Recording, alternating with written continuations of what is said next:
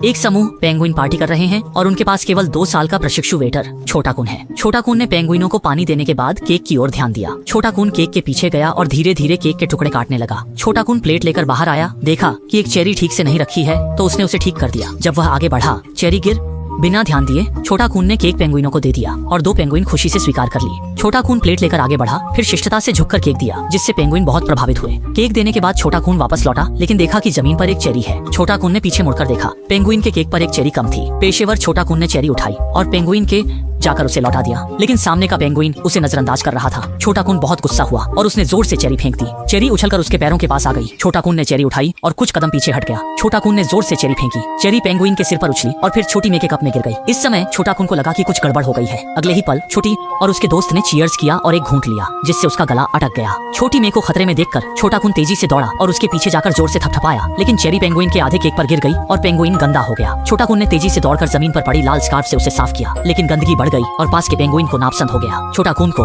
पर खड़ा देखकर पेंगुइन ने जोर से खींचा।